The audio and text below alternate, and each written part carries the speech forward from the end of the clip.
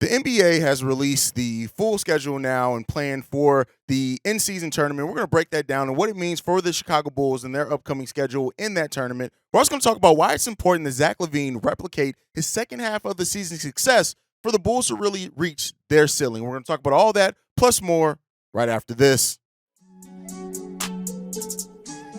You are now tuned in to Chicago Bulls Central, your number one place for all Chicago Bulls news and content.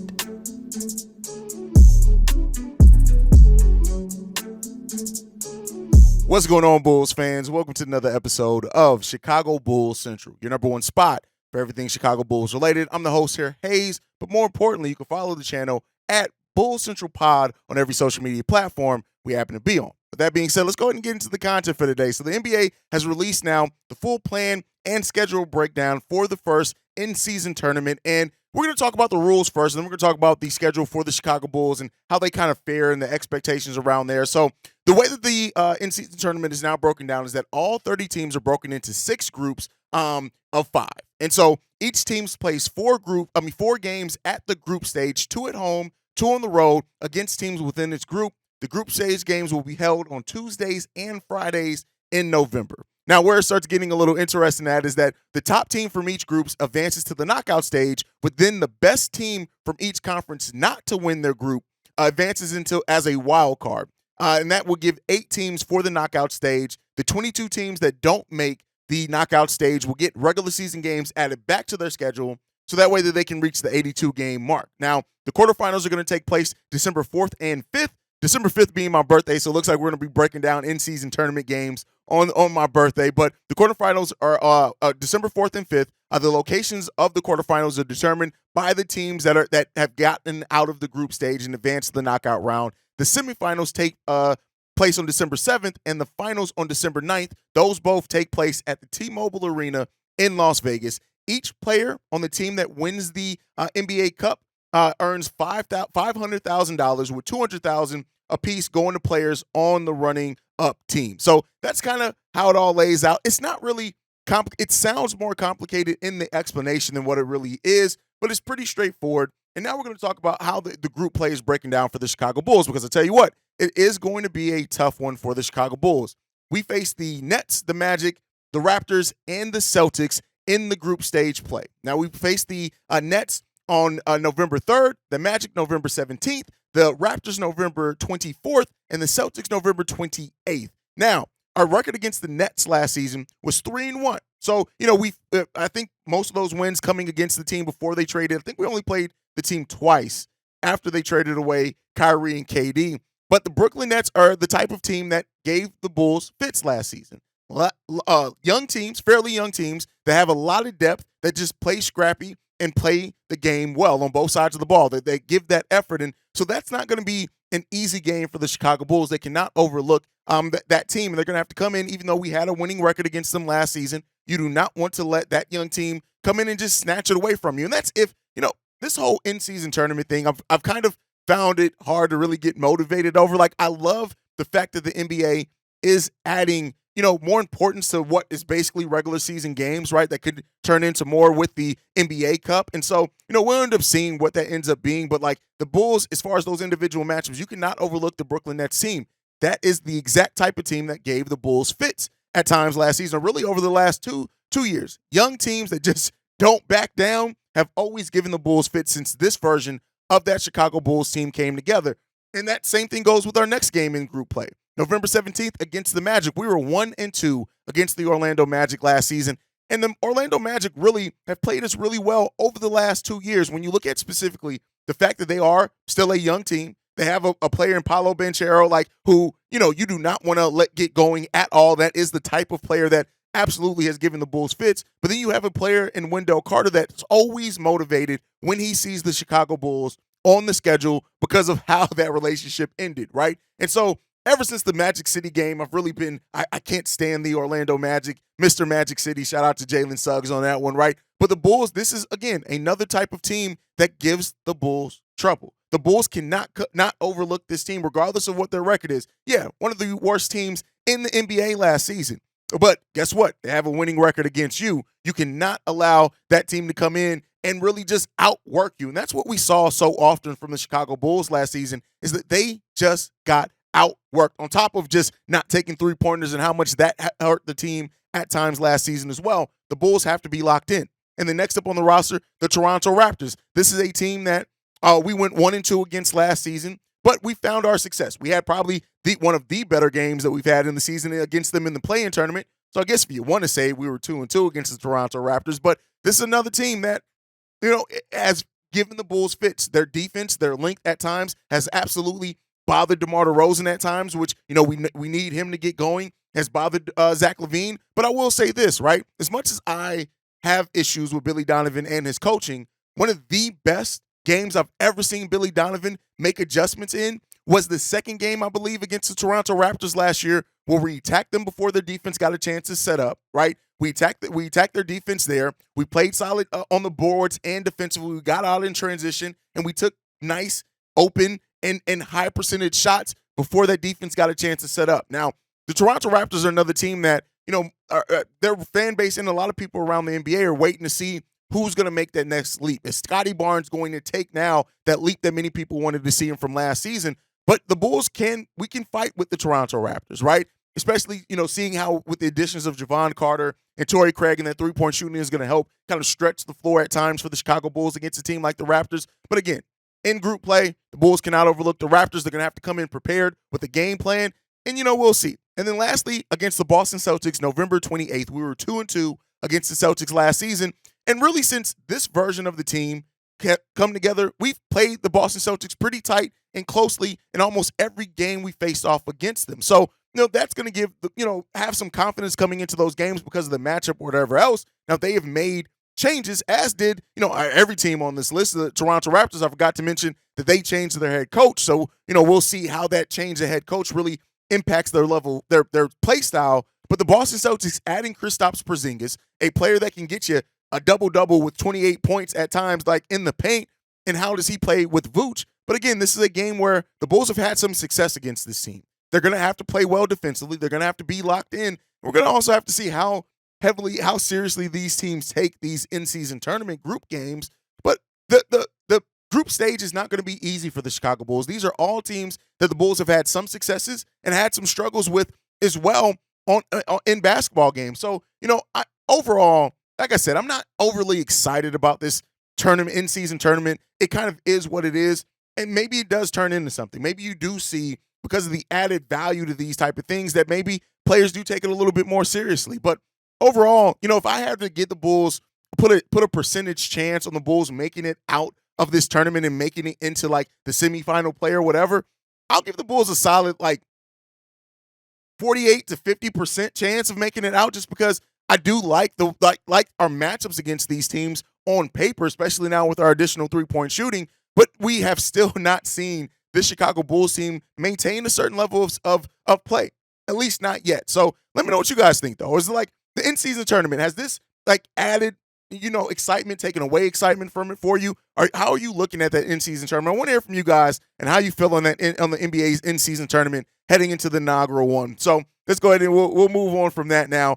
Now, a couple of episodes ago, I talked about how important it is for Zach LaVine to really have a injury-free season, right? And to really do what he did in the second half of last season and make that more what we see from him for a full season. And I want to go over the exact numbers of that, right? And shout out to Bleacher Nation. I think this is where most of these numbers come from. Over the last 45 games of the 2022-23 season, Zach LaVine averaged 26.4 points per game, 4.6 rebounds, 4.3 assists per game, and shot 50% from the field, over 50% at 50.2, and 37% from three-point range. We've talked about before, Zach LaVine flirting with being that 50, 40, 90 player, and how that is the elite stat as far as offensive production and efficiency. We need to see Zach LaVine have a full season close to that level of production. And then when you look at it from January 2nd of last season, right to the end of the regular season, Zach LaVine scored the third most points in the NBA, third behind only MVP Joel Embiid and Dame Lillard, who we know it's Dame time. Dame definitely knows how to fill it up, right? And so we saw Zach LaVine have 14 games of 6 assists or more with an 18.6% assist percentage, which ranked in the 89th percentile in all of the NBA. Zach LaVine, we've talked about it. I've talked about it. He has that potential to be a top 10 player in the league as far as scoring and efficiency, right? We've seen Zach LaVine have hugely efficient seasons. Really, the season before Lonzo Ball and DeMar DeRozan and Alex Caruso came here was probably the most efficient season that Zach LaVine has played. Now, we've dealt with injuries over the course of that time, right? Of course.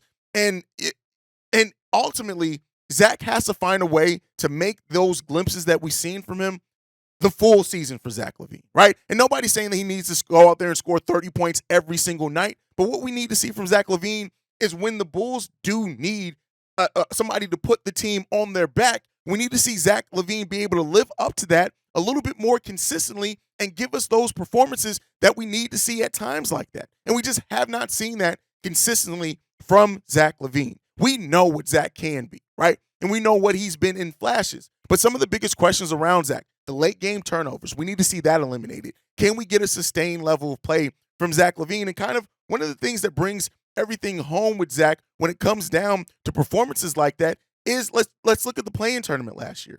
Zach LaVine against the Toronto Raptors in that play-in game last year, he scored 39 points, 30 of which came all in the second half, going 12 of 22 from the field in that game and almost single-handedly helping the Bulls win that game. Again, putting the team on his back in a way that we absolutely needed at that point in time. But then when you look at the second play-in game for the Chicago Bulls, right? That game against the Miami Heat, the game that would have potentially sent the Chicago Bulls into the playoffs. Like, yes, we saw Kobe and everything, but in that game, Zach LaVine gave us a total of 15 points, right?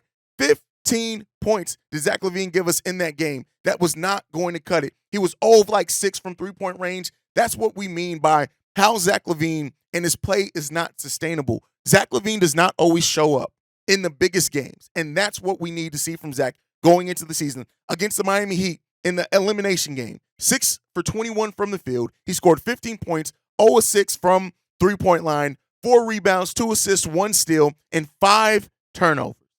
That's the next level that we need to see Zach LaVine get to. Can we bet on you in the biggest and most important games? Can you be a player that puts that team on your back? We all know. Everybody's made the conversation, and it's still valid. Is Zach LaVine a number one on a championship team? No. But let's not let that confuse us from how Zach LaVine playing and being the number one or 1A, 1B, whatever you look at on this team, how him playing at the highest that he can ups the ceiling for the Chicago Bulls. Now, some could say, all right, what is that ceiling with this Bulls team? And, we still have to see that with the additions and three-point shooting, and does a player like, Patrick Williams and Kobe White take a lead? Because it's not all on Zach to just up that ceiling. But consistent play from Zach LaVine absolutely helps get the Bulls to that next ceiling. And I think when you really look at it, too, we do have to. It would be remiss if I did not mention the fact that we have not seen this team have a fully healthy season since it came together. The Lonzo Ball, Zach LaVine injury in the first season. Zach LaVine starting off last season injured. DeMar DeRozan dealing with his injury most that season, right? Can Alex Caruso finally play above 68 games for the Chicago Bulls, right? Like, we need to see relative health throughout the roster. I'm not putting the Bulls' full success all on Zach LaVine, but what I am saying is that a Zach LaVine that's locked in, that's eliminating some of the issues that we've had with him as a player over his time, definitely helps up that ceiling. Now, that is paired with health. That is paired with better play. I wish I could say better coaching, but I don't really look at Billy Donovan as and expect better coaching for Billy Donovan. I just don't. Billy Donovan is who he is at this point, but like Kobe taking another step in his growth. Patrick Williams taking a step in his growth as well from what he added last season and being our most consistent three-point shooter and an elite on-ball isolation defender, right? We need to see more from that from the team overall. So I'm not saying that everything lies on Zach LaVine, but yes, we know the Bulls aren't a championship team, and Zach probably isn't a one on a championship team. But for this team to reach the ceiling that they have, right, for a full evaluation season, we need to see Zach LaVine be more locked in and duplicate that second half success over a full season. Again, like I said, on top of multiple things. And how this team comes together now with Javon Carter, Torrey Craig, their added point of attack defenses, their three-point shooting that they have, their ability to not back down. You can bet on a certain level of play from them night in and night out. That's going to help this team tremendously as well. Can we see growth from the young players? Can we see this this core three learn to play better together? Can we see Billy Donovan be a little bit better with adjustments, right? I don't expect him to completely change everything, but a Zach LaVine is highly important to that. And I think that sometimes that as Bulls fans that are so zoomed in on this team, that watch this team night in and night out, that we focus on just the issues with teams, and that's not right. That's not a wrong thing to do, but like Zach LaVine is so important and can be such a big part of this team making it further, right? And when you talk about what is the ceiling for this team, I mean, it's going to remain to be seen how this version of the team now comes together, right? But like the Bulls should be able to go from a team that is that was a play-in team that didn't make it out the play-in to a team that hopefully can avoid that play-in tournament and actually win more than one game in the first round series, right? But all right, that's my thoughts on that. Let me know what you think, guys, down below. What are your expectations for Zach LaVine going into next season? But before we go, I got to talk about this just because it's now popped up on the national media stage, right? And BetOnline.ag actually now has the Bulls with the second best odds at -600 to trade for James Harden, second only to the Clippers that are minus 250. But when it comes down to it, and I've said this, and I get the talk around it, this Bulls team is not trading for James Harden, and they shouldn't. Arturas Karnisovas, our president of basketball operations, values high character guys. And there's nobody who has more questionable character than James Harden in the NBA right now. There's no way that the Chicago Bulls that are in asset protection mode, rightfully so, because they gave up so many first-round picks to build this version of the team, which is largely underperformed. They've given up too much to where I do not see the Bulls giving up assets for a player in James Harden who literally can ask for a trade months after you trade for him. The Bulls aren't going to do that, right? And I get it. There is conversation to be made about how if you were able to flip Lonzo Ball and DeMar DeRozan, how James Harden in his three-point shooting, his 7 threes per game, his assists definitely help up the Bulls ceiling. I think at that point you move probably Patrick Williams to the 3, Torrey Craig to the 4, or vice versa on that, whatever it is. And that Bulls team potentially could have a regular season ceiling of over 50 wins. But the fact of the matter remains, James Harden, while one of the better regular season players in the NBA, is one of the most question marks in the playoffs that you can ask for from a high-level player in the NBA. And while adding James Harden to the Chicago Bulls would be a hell of a team on 2K, do not get me wrong. The dubs on 2K with that team would be astronomical. But in reality, in practice, you have to manage personalities, and how you build a team, the character of that team is just as important. There's no way that a prima donna like James Harden that this front office makes a trade for where they have to give up assets. And to add to that, I don't think any team right now should give up major assets unless you just have a $40 million expiring contract for a player that you don't plan to use, that you should trade for James Harden. I think James Harden should wait until he goes through free agency and have to negotiate with teams and find out what his value really is. Because I tell you what, a team giving up assets for a player like James Harden right now could be franchise suicide, depending on what you give up. And especially if you're giving up young players at a time like that. And unless James Harden is going to come for over the Bulls and it's just going to come down to maybe flipping Lonzo Ball's contract for it, which doesn't match in the salary cap, there's no interest here. And I'm honestly disgusted by how many Bulls fans really do think that bringing in James Harden does much positive for the Bulls outside of winning some more regular season games, right?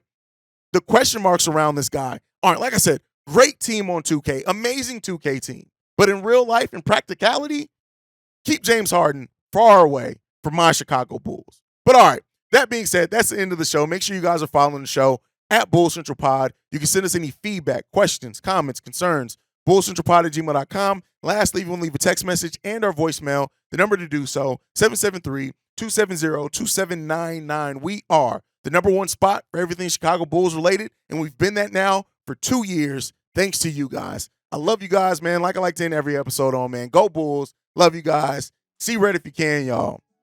Peace. This has been a presentation of the Break Media.